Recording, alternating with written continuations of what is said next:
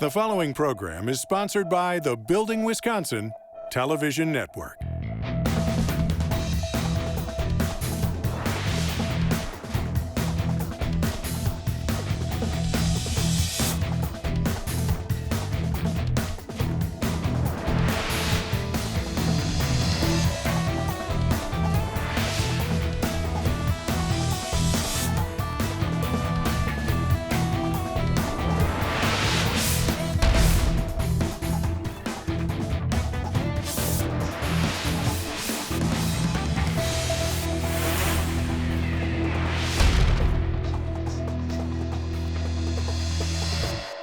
Great to see you again, Steve, and thanks for coming on Building Wisconsin. Great to be out at the new Plumbers 75 Training Center in Madison. It's changed a little bit since the last time we were here. Looks like you're open for business. Yep, definitely. We opened up in February with apprenticeship classes, day and night school, and so we've been hitting it pretty hard ever since then, and we're building out more labs and expanding our continuing education and also building in more opportunities for hands-on training for our apprentices during day school and night school. Yeah, and when you talk about hands-on training, it looks like you have a mock-up here. That's got to be great for apprentices who haven't experienced that in the past to see how a building gets put together. Right, it's really nice to have the luxury of enough space to actually put up a small size house basically that we can put in some in-walls and some underfloors with different building structures so apprentices can learn about working with wood studs and metal studs and all the different things that we do in commercial and residential projects. Yeah, hands-on. There's no substitute for that. And I see the labs are still being completed in the background. And I know later in today's show, we're going to have a chance to walk through your new water quality lab. That's going to be awesome. And as I understand it, you guys at Plumbers 75 have entered a partnership with the Madison Sewerage District and the Saltwise Initiative. Yeah, no, that's a really exciting initiative. We always plan on having a water quality lab here. We're charged with protecting the health and safety of the nation, and certainly there's nothing more important than fresh, clean water, not only the water that we deliver, but protecting the environment as well when we discharge that water after it's been used. You know, the sewage district does a great job of getting the water to standards where it's clean and going back into streams or rivers, but the problem is it's hard to get that salt out. So if we put less salt in through our water softeners, then we help protect the environment so we don't get too much salt back into our fresh water systems here in Wisconsin. And that sounds like a great partnership. You're able to work with the people that are out on the front lines. And heck, let's face it, the plumbers are on the front lines because you guys really are the guardians of the gate when it comes to fresh water. Yep, we're charged with protecting the health and safety of the nation, and if we don't do that for the environment as well, we're not accomplishing our mission. So it's very important, and we're really proud to be a part of this partnership and trying to educate the consumer and our members more on the importance of getting this right, making sure we don't put in softeners and forget it. And again, it's protecting not only their water quality in their home, but also our environment down the road. Yeah, we can certainly do our own part, each of us, to protect nature's most vital natural resource. Right now, I'm going to let you get back to work. I'm going to head out to MMSD to their treatment plant here in Madison to learn more about how that operates. All right, great seeing you, Stu.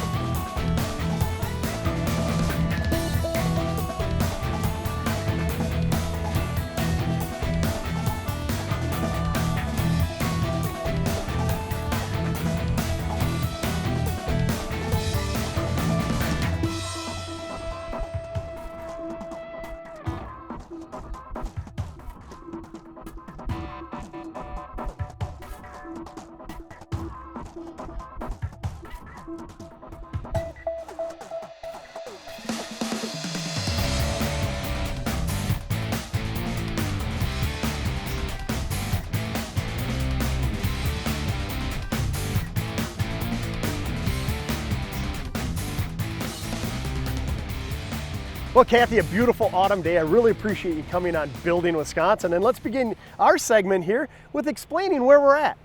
Well, welcome to the Madison Metropolitan Sewerage District's one wastewater treatment plant.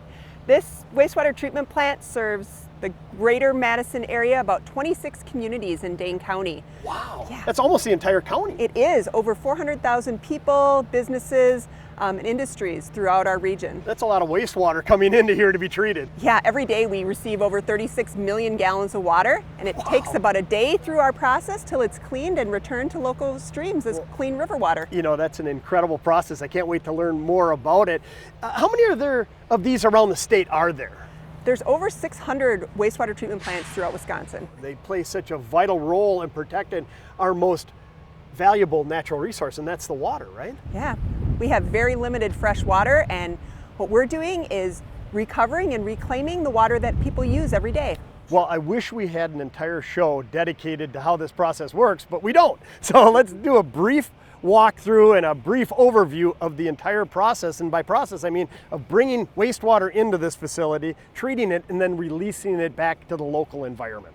We have water coming through homes and businesses. It ends up going through your plumbing systems into pipes. Those pipes come to pump stations.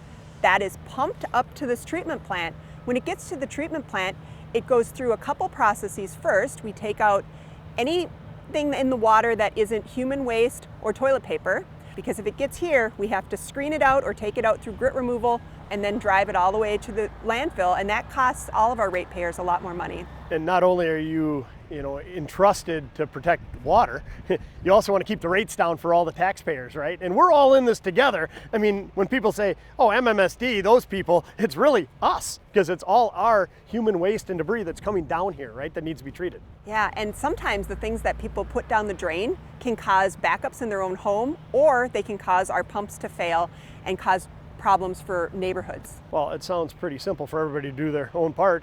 Just keep human waste and toilet paper. It's that simple. That is, exactly. Okay. Thank you. So once you do the screenings, you remove all the debris we just talked about, take that to the landfill. What happens to the water that's leaving that building?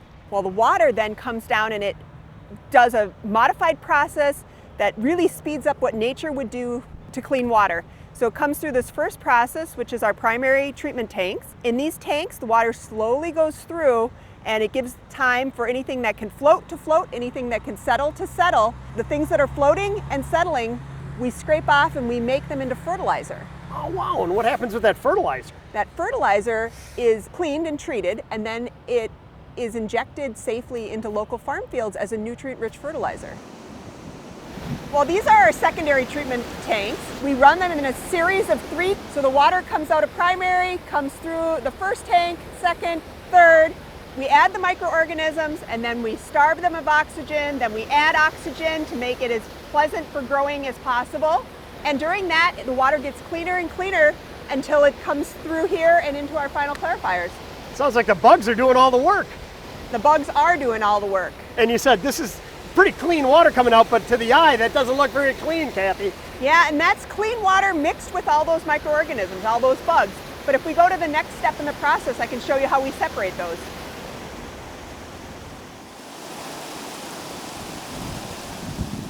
Once it leaves that spillway, it comes through this channel, and then it's distributed into these big round tanks, which we call our final clarifiers.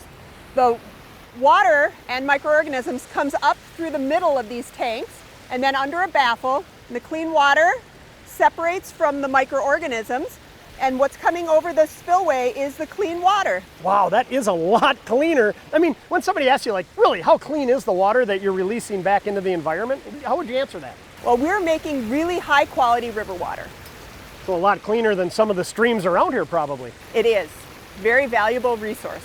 It's such a cool process. Now, is this the last stage in it? Well, the microorganisms that we took out of here, some of them are put back in to keep cleaning more water in our secondary tanks, and some of them end up going over and helping create more fertilizer. Sure. But then the clean water ends up going to the final stage in our process, which is disinfection. We run this water through ultraviolet light to disinfect it, and then we return it to freshwater streams. Oh, that is so awesome. We should all be proud of having a facility like this in our community, and I hope people understand the process more.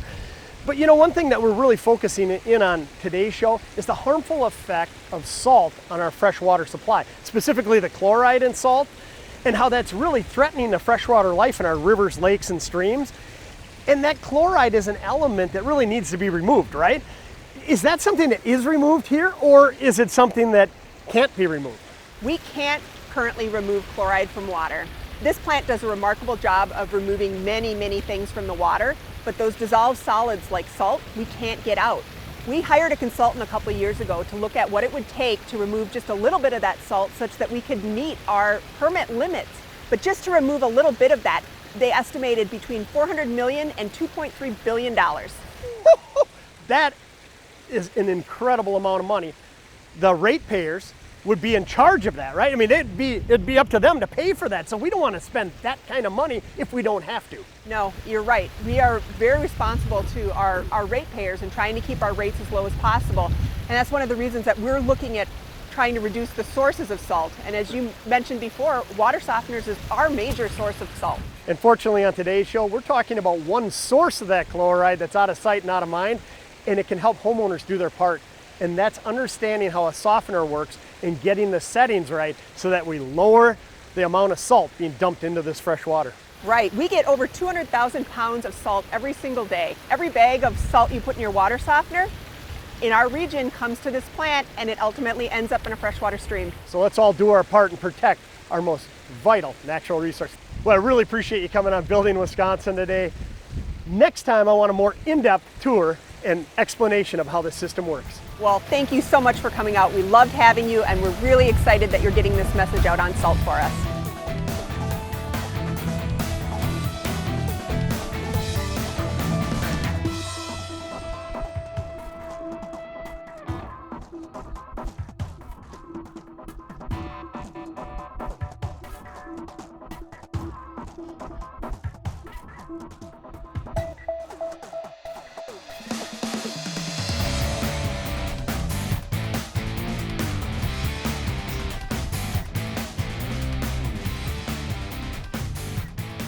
Cory, great to see you again here on Building Wisconsin. You know, I was just out at MMSD and we were learning about a huge problem that exists, and that's too much salt in our fresh water. And fresh water is our most valuable natural resource. So we wanted to come out here to the new Plumbers 75 Madison Water Quality Lab to learn more about how you're heightening the awareness with plumbers and offering solutions. I mean, this is looking great. It's been a while since I've been here. This is an awesome lab.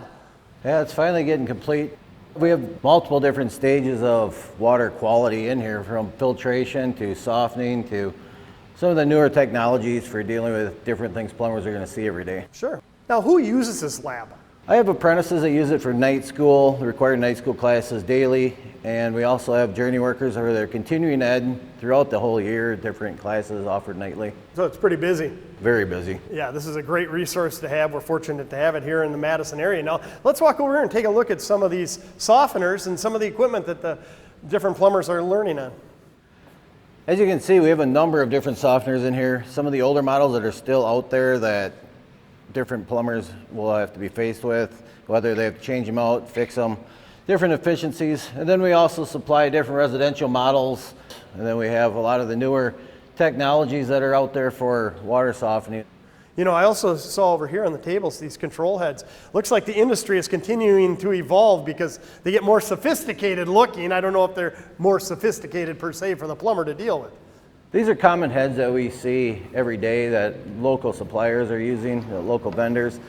These give the plumber probably what they're going to see the most, and we get into the programming of a basic head. We can take these apart and look at the different features, different parts for if we have to fix it, repair it, rebuild it, just to make sure everything is functioning correctly.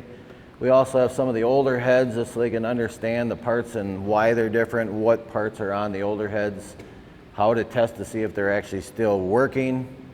A lot of these and a lot of the older heads and a lot of even the newer heads were not set up correctly. So understanding each one of these and all the parts and pieces are what we need to address in here. And so just because you have a water softener installed, what you're saying, it might not be set up correctly. So even though you think, hey, I have a new softener, I'm not dumping much salt into the fresh water out there, you might be wrong. You want to have a plumber come out and check it out to make sure that it has been set up right? Correct. If I don't understand what's coming to the softener, I don't understand what to make this do. Oh, okay, sure. Behind you, it looks like commercial softeners as well?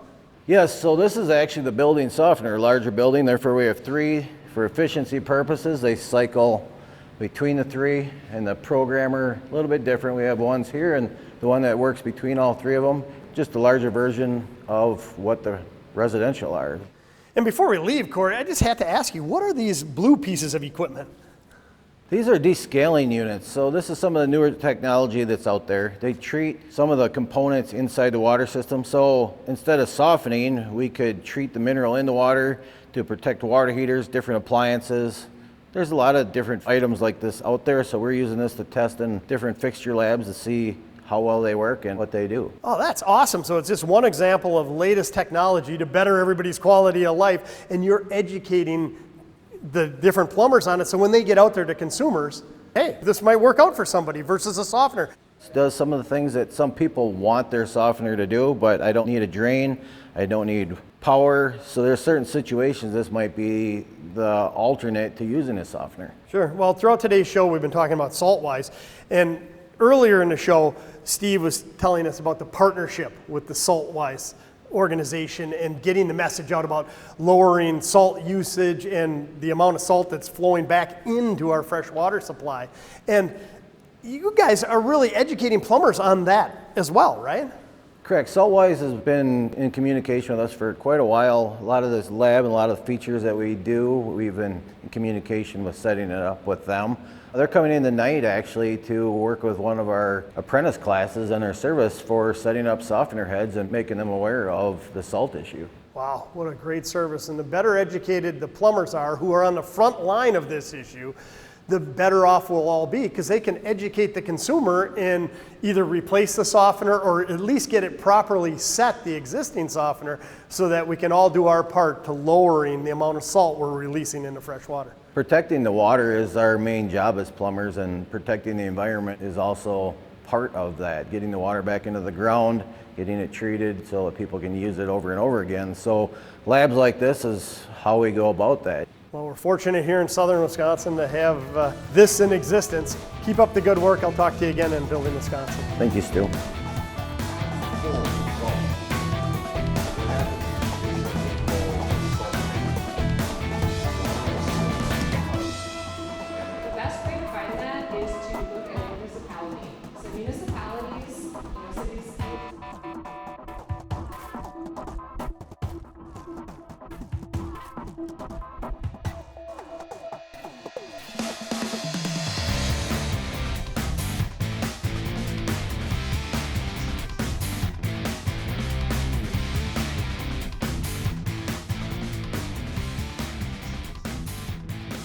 Great to see you again, Luke, and thanks for coming on Building Wisconsin. And so far in today's show, what we've been focusing in on is the harmful effects of too much salt getting into our fresh water, rivers, lakes, streams, groundwater, specifically from water softeners. So let's give a quick overview of the different components of a water softening system and how they operate. Well, how it works typically is on all softeners, you can picture here, you've got hard water that comes into this filter media in this tank only. And by the time it goes through here, this filter media, it looks like beach sand. It's called resin. It attracts the minerals out of the water, such as manganese, calcium, and all the other hard And those are those little minerals. beads in there that actually attract those, and they'll pull it right out of the water. That's right. It collects it, and then by the time the water gets out of here, it comes out, and it's actually soft at that time. Okay. Yep. So that's just the whole concept of the filter. Now, over time, as in 5-7 days or so, the filter gets full. It cannot absorb any more of the minerals out of the water. And then at that point, it would go into a regeneration mode where we use a super salty water solution to go through here, and it backwashes and cleans the filter media, and that sends that waste down the drain through your sewer that's harmful of minerals and lots of salt. Oh, and so when earlier in the show I was out at MMSD's, their treatment plant, that's what they were concerned about, is all that super salty solution now has all the hardness, so it did its job here. It cleans but now it, that salty water is having a harmful effect on the environment. And without a desalination plant out there, which is extremely expensive, that's just going to go right into our groundwater, isn't it? Or our rivers, lakes, and streams. Right, it has to go somewhere. Like the salt in here, it goes to the clean, and it's not gone out of this world. It goes back into the ground eventually. And so that's happening out there. What we want to do is improve the situation, and by improve it, it's either eliminate it, which would be difficult, but we can greatly reduce it by, I assume, getting a more modern good point there, Stu, because years ago, we used to have softeners and they worked on gears. And it was so crucial to get the gears set right because you could be regenerating too much or not regenerating enough as far as cleaning those filter media with your salt solution. Those we found over time they're really wasteful because they're regenerating too much, and therefore we're putting way too much salt in. So now we're getting to where these modernized ones in the field have been out for quite a while now, and they usually all look where they have digital screen readout on the front. Okay. Anything that doesn't have a digital readout screen in the front is usually a gear head, we call it, or a timer head, and those are not nearly as efficient as the one that has a digital readout because these work on demand. These will only regenerate when you need it. They have a device in there that counts the water through it. So it knows when it's low and it'll regenerate at that time, saving you water again and salt. And the other ones we talked about again with the gear and the timer, those may regenerate when you're not around. You could be on vacation, you're not even using water, that thing might regenerate. Boy. That's just the way it is. Yeah, again, costing you money and harming the environment because if you don't need soft water, why have it, right? And if you're gone for a week on vacation, it might still regenerate, is what you're saying. So if I'm a homeowner, I'm watching this show and I start thinking about my softener, I walk downstairs and I look, it seems to me I should be checking to see if I have a digital head on it. I mean, that would be probably the easiest thing to know because if I don't, chances are it's more than 15 years old and I should consider replacing it. Correct. Any softener, if you go down and check, that doesn't have any digital readout screen is probably a gear or a timer head setup, where that's the wasteful style. Again, as we talked about, it's regenerating excessively. That's also over the life expectancy of a softener. Oh, there is a life expectancy on these? Yes, with this filter medium here that we talked about before, it's only going to last about 15 years, where it's going through absorbing the minerals, getting flushed out, absorbing the minerals, and so on. Well, after that time, it's dead. It doesn't absorb anymore. Sure, and even though you can hear it running, you're adding salt, you think it's working fine, the mineral bed inside is no longer effective at removing the hardness from the water. Correct. Is it a good idea to have a plumber when he's out at the house or even have him come out and check it to see if it's set properly? Because can these... Yes. Can these be set incorrectly? Right, that's very true. Yes, we see that every so often too in a new house. A new softener just got installed and it got installed off of the factory settings. It's nice if a customer has any digital just to maybe get it periodically just checked out. And you can do that by calling your local plumbing contractor. They can come out there and check the settings on there to make sure that it's set to the right settings as far as max efficiency. Really? So whether you have an existing home you've lived in for years or you're building a new one, don't assume that it's set properly. And yeah, it could be costing you money, but in my opinion, more importantly, do your part to save the environment, because once that salt's in the water, it's really, really difficult, if not impossible, to get rid of it, right? Correct. Well, Luke, I really appreciate you coming on today's show, shedding some light on the issue and providing a solution. See you again in the future. Thanks.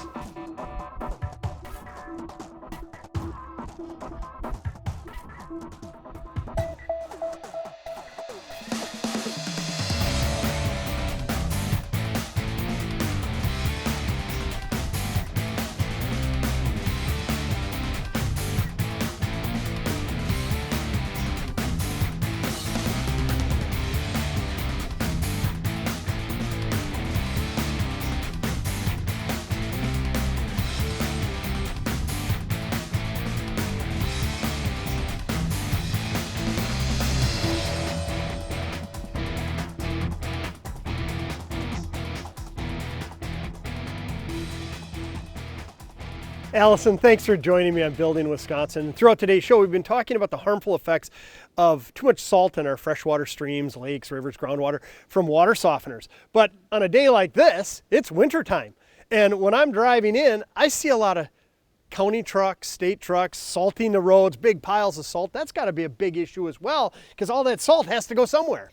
You're exactly right, Stu. All the salt that we put down on our roads, as well as in our water softeners, ends up in our fresh water. So road salt is the #1 contributor to our water getting salty, but water softeners contribute about 1/4 of the salt that we're seeing. Sure, so it's a big problem regardless of what we're saying. We're trying to talk about ways to improve that, lessen that amount. I mean, and what pops into my mind is the question, how much salt is harmful to an aquatic environment? That's a really great question. I brought a couple props here. So in our lakes and streams, every teaspoon of salt pollutes 5 gallons of water. Get out of here. Yep. That little amount in that amount of water. Yep. And when you say it pollutes it, how harmful is it? What effects is it having? Yeah, so when our water gets that salty, it is degrading the lakes and streams and impacting the organisms that live there. So it reduces rates of growth and reproduction, increases their susceptibility to parasites. You want to think of it like salt is a stressor on the systems of our freshwater organisms. Just like if you or I eat too much salt every day, it stresses out our bodies, right? So if I'm a viewer watching today's show and I'm kind of minimizing it, like, oh, they're just talking, being tree huggers out there and talking about the environment, this really does have impact. I might be a fisherman, and the zooplankton that are there, the food chain, when you look at it, it's affecting every level of it, and you're saying that the fish might not grow as fast, there might not be as many of them out there. And that's just one example of how harmful salt is on the environment. They're tiny little critters, and we don't think much about them, but they are food for fish in the food chain, so Sure. that ripples up.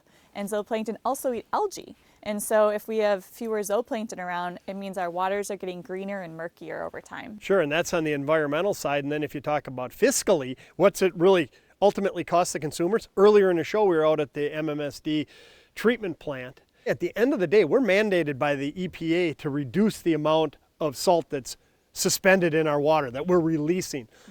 And if we don't do something, we all don't do our part to reduce it, we're going to have to build a desalination plant, which could cost upwards or even more than $1 billion. And it's those plants, as I understand it, are highly energy intensive, so it's going to ongoing cost. It's just crazy. I mean, you start looking at the dark side and how bad it can get. It's really simple, in my opinion. Let's just all do our part. Yeah. Get a new softener. Find ways to use less road salt, and we're all going to be better off. Like you said, we're paying for it in the end. The impacts down the road are only growing and growing. So a new desalination plant, or the ability to pull salt out of water at the sewage district, would increase our sewer rates by 500%. Holy cow, that's real dollars that we're talking, and that should be eye-opening to the general public that really, we're all in this together. All of our sewage goes to that treatment facility. So if we all do our part, we can lower our costs, we can save the environments. It's a win-win for everybody. It's a win-win-win. And what a great program Saltwise is, helping get the message out there, and hopefully it's successful. Thanks for coming on today's show. Thanks so much, Stu.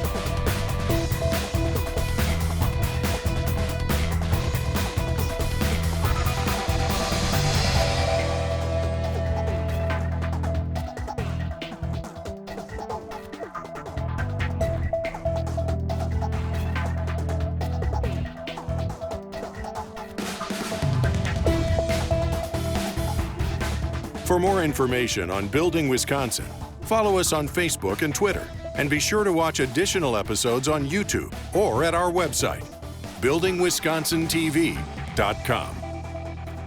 The preceding program was sponsored by the Building Wisconsin Television Network.